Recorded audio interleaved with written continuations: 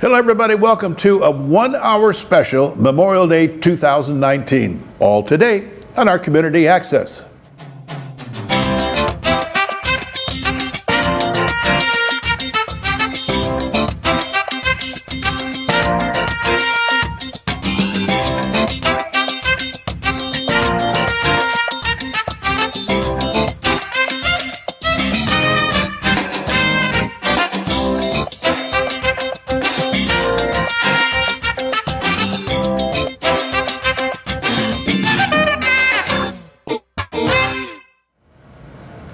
Welcome back. Memorial Day, the original name for the holiday was Decoration Day. Memorial Day is set aside to honor those who died in our nation's service. Originally started to commemorate the deceased of the Civil War. Then Waterloo in New York was declared the official birthplace of Memorial Day by President Johnson in 1966. In Oxford, we celebrated in several events. Last Friday, the American Legion presented our flag at the high school baseball and softball game. Then Saturday, we went to Lakeville Cemetery for their Memorial Day ceremony. Then finally, Monday in Oxford at the Centennial Park, the American Legion had their presentation and those parade in downtown Oxford. So now enjoy Memorial Day 2019. The men and women who have given their lives in service to this nation are indisputably heroes. When their country called, they answered. Some volunteered and some were voluntold, but no matter how they found their way into the ranks of the military, each took it upon himself or herself to serve faithfully and to their fullest.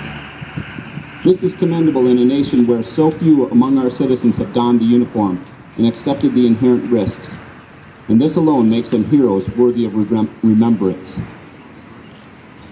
Of the million-plus men and women who have died in American military service, the vast majority are everyday heroes. They are brothers and sisters who fought alongside us, who have left unfillable holes in families, communities, and hearts across this country. Their friendship, bravery, and commitment to duty will never be lost. John F. Kennedy, a Navy veteran of World War II and a Purple Heart recipient, once said, "As we express our gratitude, we must never forget that the highest appreciation is not to utter words, but to live by them."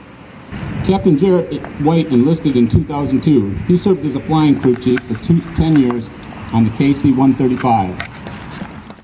Captain White has been deployed for multiple missions. He recently returned from aircraft maintenance course for senior leadership.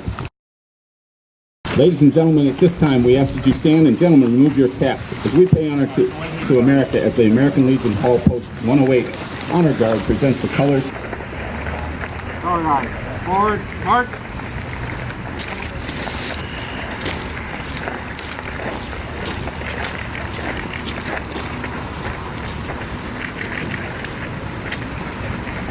Right turn.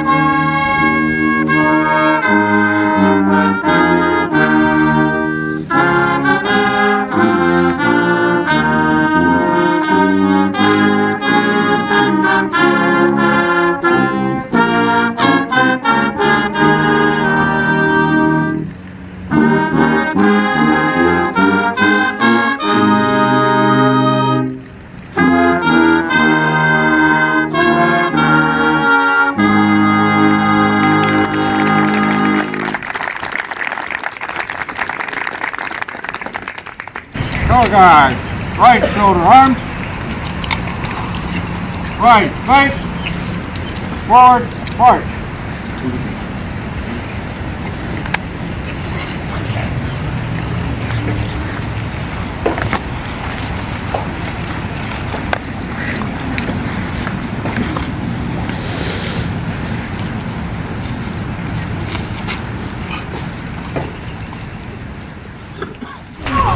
Hello, everybody. Thank you for coming today.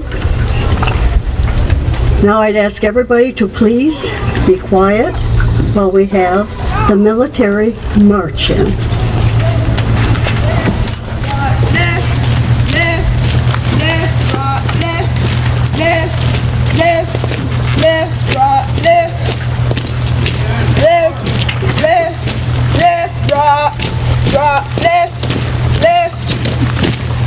Mark time, march. Left, left, left, right, forward, arms. Left, left, left, right, left. Ready, spin. Left, left, left, right, left. Shoulder, arms. Left, left, left, right, right, left. Detail, halt. Port, arms. Ready. Take it off.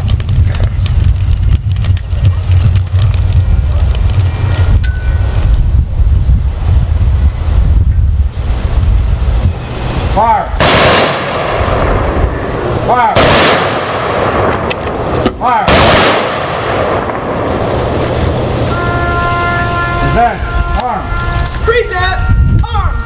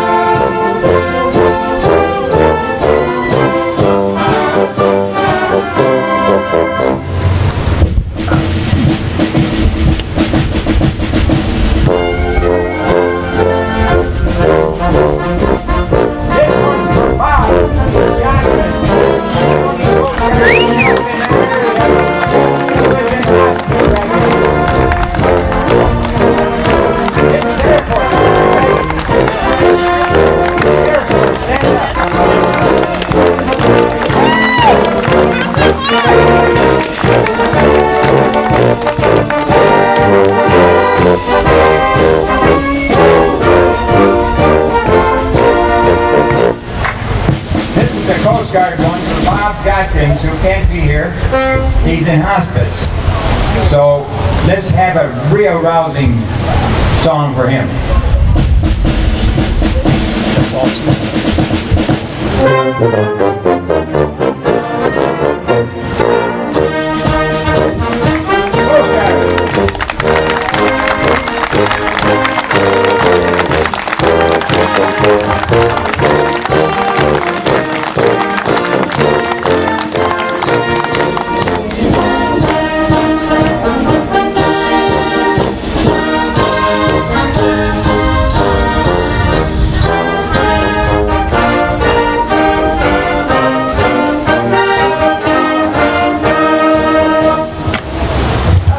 Thank you. And now what you all been waiting for probably is my wife's reading. I'm sure you want to hear this one.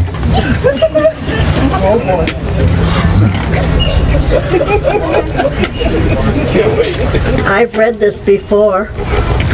Some of you will recognize it right away. But my husband decided 2 days ago that he'd like to hear it again. It's called I Am a Veteran. You may not know me the first time we meet. I'm just another you see on the street. But I am the reason you walk and breathe free. I am the reason for your liberty. I work at the local factory all day. I own the restaurant just down the way. I sell you insurance. I start your IV. I've got the best looking grandkids you'll ever see. I'm your grocer, your banker, your child's school teacher. I'm your plumber, your barber, your family's preacher. But there's a part of me you don't know very well. Just listen a moment. I have a story to tell. I am a veteran. I joined the service while still in my teens. I traded my prom dress for camouflage greens. I'm the first in my family to do something like this. I followed my father just like he followed his. Defying my fears and hiding my doubt, I married my sweetheart before I shipped out. I missed Christmas, then Easter, the birth of my son, but I knew what I was doing had to be done. I served on the battlefront. I served on the base. I bound up the wounded and begged for God's grace. I gave orders to fire. I followed commands. I marched into conflict in far different lands. In the jungle, the desert, on mountains, tears in my eyes, and shores, in bunkers, in tents, on dank earthen floors. While I fought on the ground, in the air, on the sea, my family and friends were home praying for me. From the land of the free and the home of the brave, I faced my demons in foxholes and caves. Then one dreaded day, without drummer or fife, I lost an arm. My buddy lost his life. I came home and moved on, but was forever changed. The perils of war in my memory remained. I don't really say much, I don't feel like I can, but I left home a child and came home a man. There are thousands like me, thousands of more who are gone, but their legacy lives as time marches on. White crosses in rows and names carved in crew remind us of what these brave souls had to do. I'm part of a fellowship, a strong, mighty band, of each man and each woman who has served this great land. When Old Glory waves, I stand proud, I stand tall. I helped keep her flying over you, over all. I am a veteran.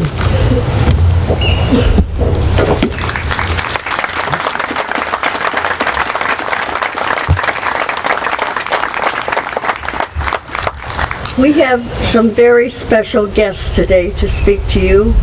I know it's hot. I know it might rain again any second. But they won't take long, and they have a great story to tell.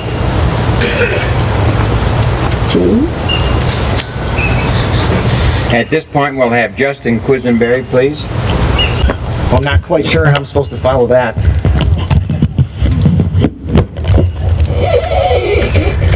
But I'll try anyways. Thanks for having me. I think most people in my family don't know this, but Memorial Day is my favorite holiday. It wasn't always that way. My first Memorial Day when I was a soldier was in 2004. I just graduated from West Point, and I was home on leave. I was going to be heading to Georgia for training soon. But it was Memorial Day, and my family asked me, they said, are you gonna march in the parade? You're here, you're a soldier now, you have your uniform with you, it's probably time for you to march in that parade. Of course I said, absolutely not. I do not want to march in the Memorial Day parade. It's hot, parades aren't my thing. God forbid someone ask me to actually speak in front of people. And more importantly, last thing I wanted was for someone to say thank you for your service. A service that for me hadn't yet begun. Of course, my mom reminded me that my grandpa walks every year. So, well, that actually surprised me because my grandpa wasn't the type that you would have expected to walk in a parade. He was very, very humble, very quiet, never spoke about his military experience, and really the last person you would have ever expected to walk in the Memorial Day parade year in and year out. And I trusted my grandpa, so I said, okay, all right, I'll walk this year.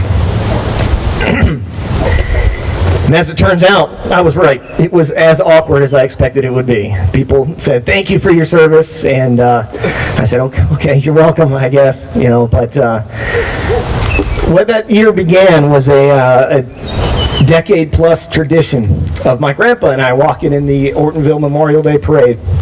It was a good tradition, and I'm glad that we did it. And for those first couple of years, it still continued to be awkward. But after I came back from Afghanistan the first time, and I walked with my grandpa the first time as a veteran of a foreign war, it felt different, and I finally understood why my grandpa walked in the parades. It wasn't about him. It wasn't about me. It wasn't about us. It was about our friends who couldn't be there with us. It finally made sense. It seems silly and obvious to say that I wouldn't have known that beforehand, but I didn't feel it beforehand, and I felt it then, and finally it all made sense. And so we walked for my friends who didn't make it back, and for my grandpa's friends who didn't make it back. But it would be silly to think that Memorial Day is just for my friends or for my grandpa's friends. It's obviously bigger than that. Our country has a very, very long history of soldiers, sailors, airmen, and Marines, and militiamen fighting on our behalf. And we owe them a debt that goes back to the 1700s when we fought a war to make this a country. Then shortly after that, we fought a war to keep this a country. And then we fought a war to end all wars. And that didn't happen. So then we fought a war to make the world safe for democracy. Then we fought a couple to stop the spread of communism. And now we're fighting a couple to prevent the spread of terrorism. And for all the people who perished in those wars and the forgotten wars in between, we owe them a debt of gratitude that we can never repay. In fact, it seems silly that we only dedicate one day a year to them. And so this is a question that I've often wondered myself. What do you do for the other 364? I wish my grandfather was still here to answer that question. The thing is, I don't think he would have answered it anyways. I would have asked him. He would have shrugged his shoulders and said, well, we'll see. But the thing is, he didn't need to answer me. He spent his lifetime showing me. See, he came back from World War II, back here to Oxford. He fell in love, got married, had kids, got a job, spent his life working at that job, 5-6 days a week, church on Sundays, and then spending the rest of his time with those 7 kids, teaching them and showing them how to live and how to love. Now, I'm not sure if that's what those friends that he left behind would have wanted for him, but it's got to be pretty close. So when I think to myself, what should I do for the other 364 days a year? The answer is pretty obvious. Try your best to emulate Grandpa. It's a difficult bar that he set, but I can try. At least for 364 days a year. But on that 365th Memorial Day, the most sacred of American holidays, we'll continue to do what we've always done. Gather as a community, come to the cemetery, and pay our respects to those who couldn't be here. And although the ceremony has been lovely, the flyover was great, the band sounds amazing, Mrs. Flynn, as always, the chorus was wonderful. Please remember that it's not about us. And when you're tempted to find a veteran and say thank you for your service, you can say that. It's nice, and we do like to hear it. But for every time you say thank you for your service, please also walk through this cemetery, find a headstone. That headstone will represent somebody who couldn't be here with us. This day is for them. Kneel down, say a prayer, and thank them for their service. They're the heroes. Thank you. And just to let you know, in this cemetery, we have one man that fought in the Revolutionary War in the War of 1812, Mr. Hewlick. He's over there by the windmill. He's been here a long time, but we do have 185 veterans buried in this cemetery. So every time you come here, just kind of thank them. Our next guest speaker is Lieutenant Colonel Stacy Baker Eitzman. I don't know if I could follow that one either. Awesome job, Captain. When fellow patriot Eugene Malia asked me to speak to you all today, I was both humbled and honored. Serving as the postmaster to such a wonderful community has been a blessing in disguise. I have met some wonderful people here in Leonard and Lakeville and have built some long-lasting friendships. So speaking to you today, not only as a postmaster, but as a soldier currently serving in the Michigan Army National Guard, this is an extreme pleasure for me. I want to personally thank and commend all of you for remembering and honoring those who have paid the ultimate sacrifice in service to our country. From the first recorded battle in Megiddo in 1469 BC to all of the various wars that we have fought in between and to our current war on terrorism, countless servicemen and women have fought and died for not only for our freedoms in the United States, but their freedoms in their homelands as well. I have been deployed many times since 9/11. I would say my last deployment in Afghanistan a few years ago was my worst. There were many days when our camp got bombed. The terrorists, they were cunning. They bombed us even more on the days that we held dear to us. We had extra bombings on Christmas, New Year's Day, and the 4th of July. It was unending. And I think they did that to remind us that you're not at home and we don't care about the days that you hold dear. But I can honestly say that those were not the worst days. It was the days that followed. It was the days where we had to conduct those ramp ceremonies after those bombings. And if you don't know what a ramp ceremony is a ceremony where about 100 to 200 soldiers are standing on each side of a C-140 aircraft or C-130, depending on the size, where the plane is waiting to take back the deceased remains to their home country. The flag is draped with the U.S. flag on it, and we pay homage to those soldiers who died in war. Those were the worst days, for me personally. And all I can think about is the families back at home and how they feel when they said goodbye to their service person before they left, not knowing if they'll ever see them again.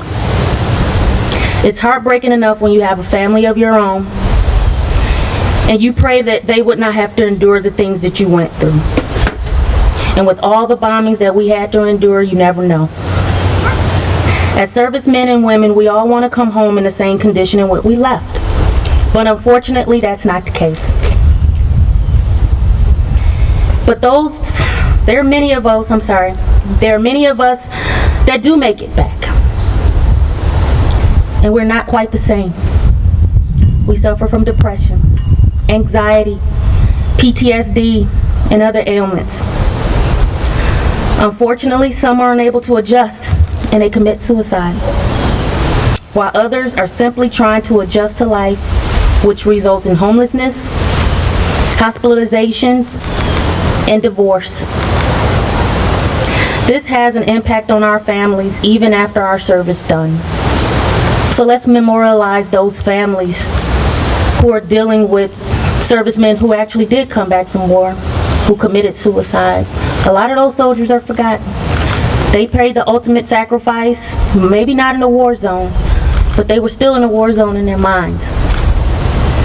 So on this Memorial Day, not only should we honor our fallen, let's remember the mothers, the fathers, the sons and daughters, the husbands and wives, and the children who will never get to see their family member again. Let's honor and remember the legacy of our fallen comrades have left. On this Memorial Day, I challenge you to remember those servicemen men and women who came back but are not the same. Most times they are forgotten, but they have also paid or continue to pay the ultimate sacrifice. Again, I want to thank you all for allowing me to speak today. God bless the residents of Leonard and Lakeville and Addison Township. And God bless America. Thank you. And now, you want to play? Play, okay. And now I think the kitchen's ready, or the tables are ready. I hope the chicken's here. And please take yourself over there and partake of the good food.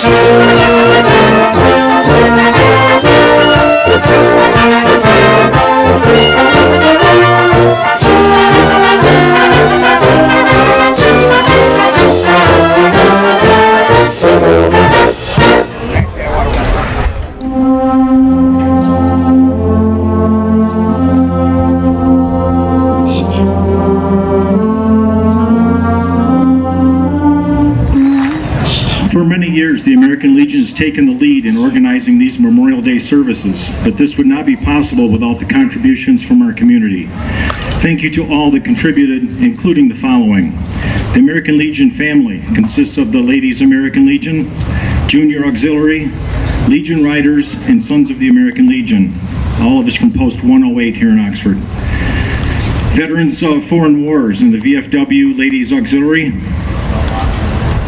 American veterans, also known as the MVets, the Young Marines, the Oxford Police and Fire Department, Oxford High School faculty and students, especially the Oxford High School Band and Emma Vaughter, Village of Township of Oxford, and the Oxford area Boy Scouts, Cub Scouts, and Girl Scouts. This day is sacred with the almost visible presence of those who have gone before us. We honor the memory of those who gave their lives in military service to our country. May the ceremonies today deepen your reverence for our departed fallen. Let us renew our pledge of loyalty to our country and its flag and emphasize by word and deed the privilege and duty of patriotism. Now I have our chaplain, Hugh Siren, lead us in prayer.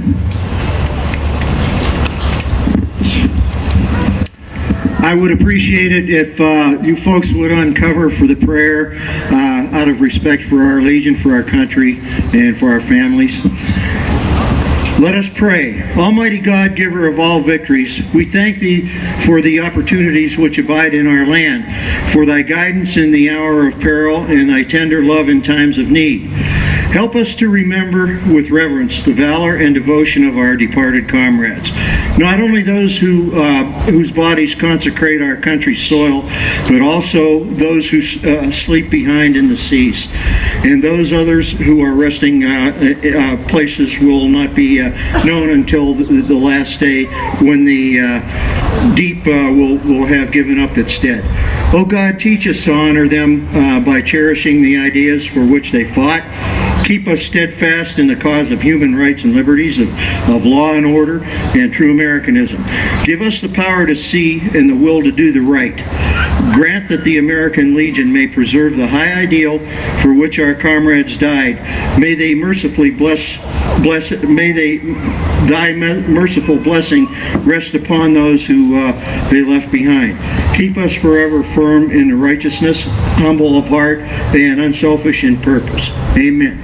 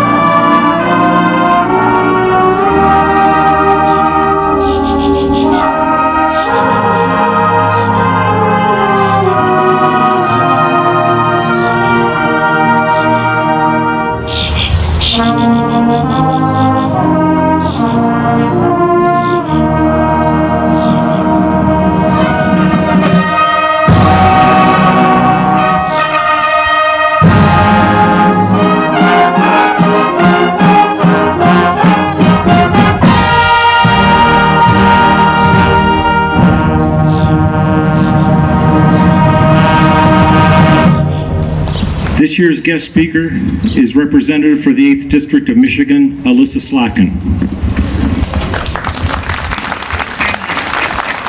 Good morning, everyone. Good morning. Can I just give another shout out to Oxford High? That was an amazing rendition. Extremely well done. Extremely well done. So my name is Alyssa Slotkin. I am the representative in Congress for this area. We span all the way from Rochester, Rochester Hills, Lake Orion, Clarkston, Ortonville, Holly, Oxford, all the way through Livingston County and all the way through Ingham County, Lansing, East Lansing. So it's a big district. I live in Holly with my husband, and we were extremely proud to be asked to speak today because we are a service family. I am a former CIA officer and former Pentagon official with 3 tours in Iraq alongside the military. I signed up because of 9/11. I happened to be in New York City on 9/11 when the towers came down. It totally changed my life. Within a year, I was recruited by the CIA to be a Middle East analyst, and a year after that, I was sent to Baghdad on my first of 3 tours. I met my husband, who's right over here. We met in Baghdad, actually, on my 3rd tour. We met in Saddam Hussein's palace. He's a 30-year Army veteran, an Apache pilot, and I have 2 stepdaughters, both in service. One's a brand new Army officer in Alaska, and the other one is serving at the VA as a physician. So we are a service family. And I think one of the things that's extremely important that we do, and obviously if you're here you recognize this, is to make sure that we keep the memory of those who served and gave the ultimate sacrifice in our hearts, in our minds, on our lips. And so I want to do something, if you'd indulge me, to remember someone who I lost. Captain Stu Wolfer was a good friend of mine, a friend of Dave's. We met on my 3rd tour in Iraq. He was a reservist who was called up after 9/11. And every single Friday night, a bunch of us would go together to the chow hall to have kind of our weekend, quote unquote, weekend meal together. And Stu had a young family. He was from Oregon. 2 little kids. He lived on a farm just like I did when I was growing up. So we talked about that all the time. We had dinner on a Friday, and on Sunday, with rockets coming in on the green zone, he was killed coming out of the gym. 11 years ago, this March. And every single March, those of us who went to the chow hall every weekend get together, either on a phone call, a conference call, or last year on his 10-year anniversary in person. We saw his kids now preparing to go to college. We saw his parents who are thinking of him. And one of the happiest things that I've gotten to do as a new member of Congress was literally last week. We signed a piece of legislation that amended the tax bill from 2017 so that Gold Star families, the families that gave the ultimate sacrifice by having someone killed in a combat zone, the children of the Gold Star families would not be taxed heavily on the benefits that those families received. So yeah, that was important for us. So I appreciate everyone's being here. I appreciate deeply everyone who has served. Leadership is something that is sometimes in short supply. And when we get together and talk about our veterans and talk about the service that has come before us, we are reminded of what true leadership means and how to embody that in our own lives. So thank you for inviting me today. Thank you to the Legion for having us. And let's go on about our day recognizing the service of our veterans. Thanks very much. The American Legion Junior Auxiliary will now place the wreath.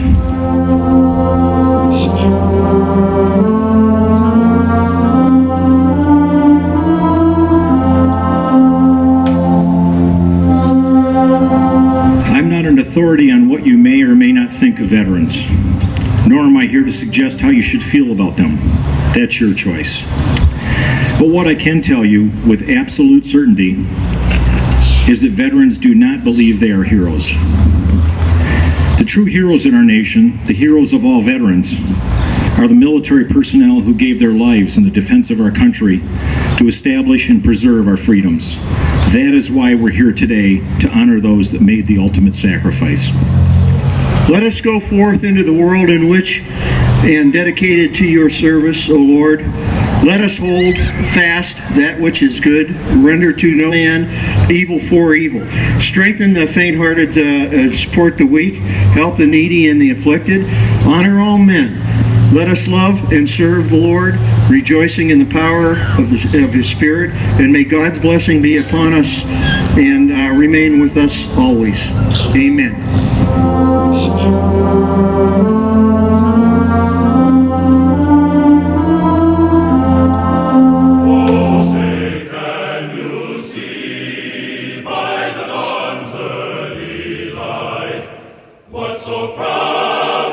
My husband Juan is a veteran, having served in the Army.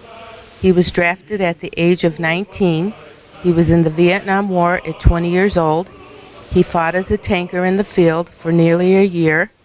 We were teenage sweethearts, and it was a most difficult time for his family, his parents, and for me to see him go off to war, not knowing if he'd ever come back.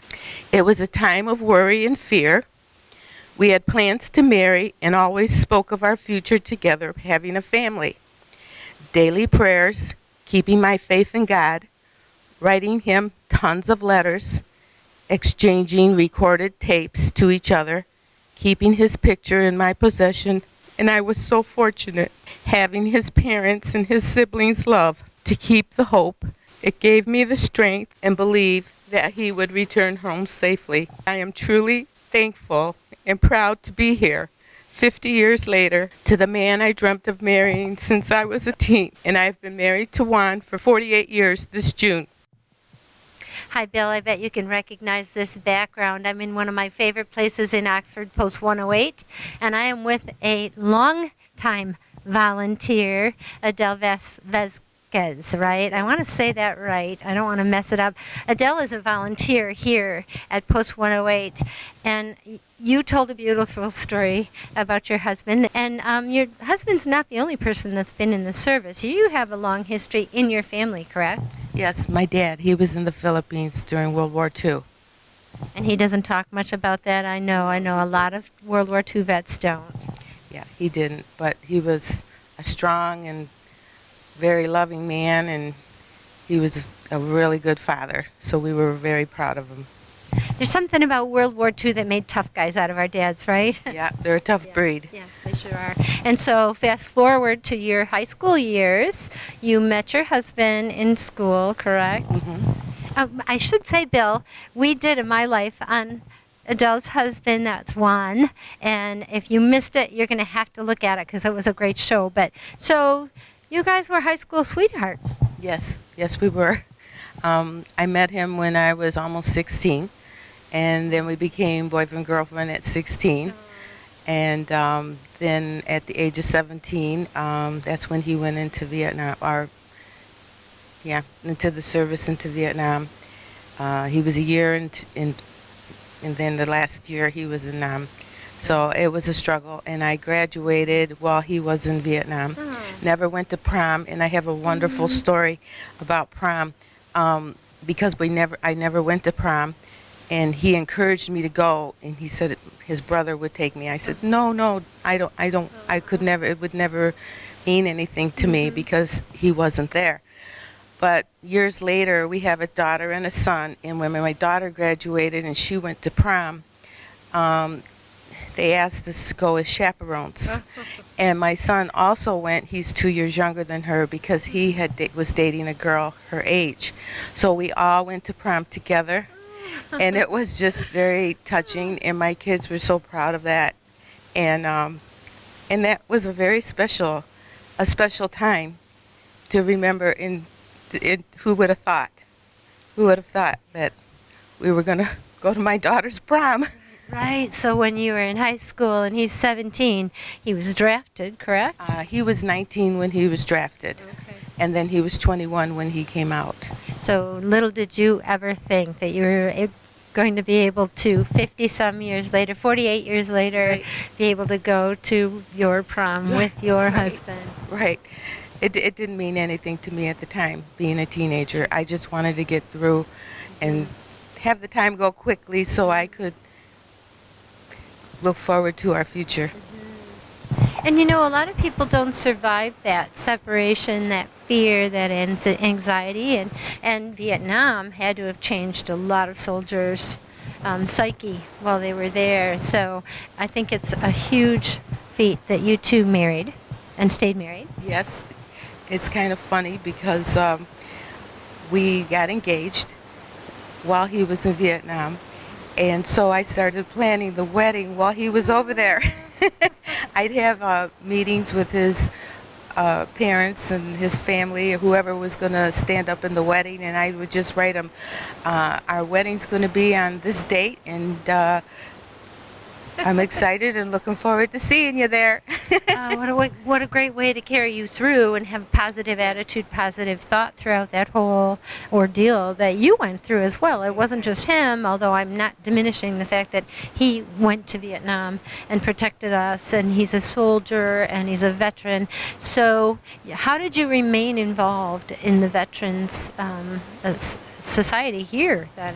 Well, years later, we've been members 5 or 6 years, and I didn't become a member at first. But whatever he got involved in with, I would just help out. Like if he was selling poppies in the street, or I would just get involved, and then I was encouraged to become a member. So we did, and it's a very proud thing to do because, you know, all our men, what they went through, and it's all about the vets. And, you know, we all have a passion and a love for what they did for this country, and I think it's important. And if it makes you feel good and rewarding to be able to partake and help people, it just, you know, when you come in, it's kind of like it is a family. It's a family, and you know, and they deserve that respect, and it's important, and it means a lot to us, and we are very happy to be members of Post 108 Oxford. I think it's people like yourself and your husband and the volunteers here at Post 108 that have turned around the original reception that Vietnam vets got when they came home. That was really tough to watch. I was young, but I watched it, and it was tough to watch. And I guess I'd like to say for everybody out there, thank you for being part of that atmosphere and changing that attitude. Well, there is something, another reason why I got involved when I was quite new to this. At the time, they were celebrating 50 years of celebration for Welcome Home to the vets. Right? Yes. And so I was getting ready to go for surgery. And so I was like, had one arm. The other arm I couldn't use much. But I asked our president if anybody who could we volunteer to go out and get donations, because, you know, she said she was going to have a big party for the veterans that they deserved. So I went out personally. I had my story and said I would love to, primarily for my husband and for everyone else, all the vets. So I went out and got donations from local merchants and businesses, and we had a huge party and lots of food, and we had I helped make baskets, personal baskets and gifts, and every vet went home with something, and we were just showing so much gratitude to everyone who came, and we opened our doors to every vet, and it was just a wonderful, wonderful event. It was a big party, and it was a happy event rather than a sad one or an angry one. It was really, you guys really made it a nice day. Yes, and even my family got involved. My kids did a special dessert table for them and did everything in red, white, and blue. So it was very patriotic, and it was very nice. So that was the first that that encouraged me to want to do more. And so I came here to talk to you today to encourage everybody out there to think about volunteering here at Post 108. It's veterans helping veterans. And, you know, you gave me a nice surprise because we ended up with a beautiful love story out of this, and warms my heart. A few tears here and there. Thank you for talking with us. And who should they contact if they want to volunteer? Just call the American Legion. Just post 108. Yes, Post 108 in Oxford. We'll just put that number at the bottom of the screen, and they can call anybody and say, I want to volunteer, and you'll get to the right person, that's for sure.